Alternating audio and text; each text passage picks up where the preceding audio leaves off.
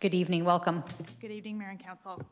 My name is Erin. I'm going to focus mostly on my personal experience with housing in the city and some of the trends that I see in the form of housing that I currently reside in. My family and I are aspiring Victorians. We currently live in a cooperative in View Royal. The rest of our family in town lives in Victoria, and our children attend school in Victoria. I would love to be able to walk my children to school, and I'm in support of Missing Middle Housing Initiative. Shortly after being accepted into our co-op several years ago, my husband got a new job and our family's income increased significantly.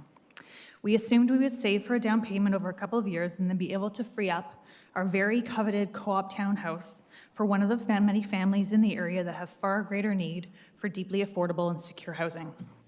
However, the price of housing has increased so rapidly that we are struggling to find anything in our price range that isn't either a lateral move or a downgrade from our current housing quality.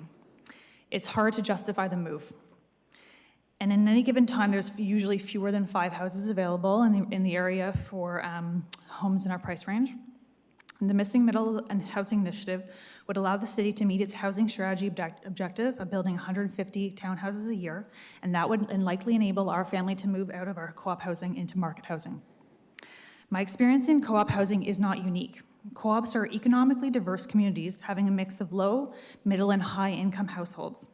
Those middle and high-income earners historically could save for a down payment and choose to move into market housing.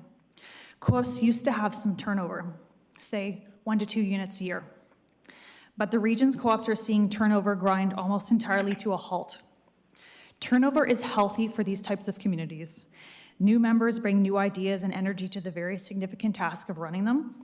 Co-ops are seeing members increasingly adding their adult children as joint members so that the unit stays in the family. New applicants are increasingly from white-collar professions. I don't think these things are a sign of a healthy housing market.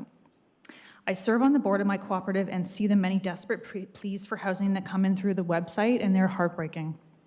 Missing Middle Housing Initiative is part of a suite of policy changes aimed at addressing the housing emergency, and it would be a privilege for my family to be able to pass along our housing co-op to one of the many families in need, and I hope that Council passes this important policy.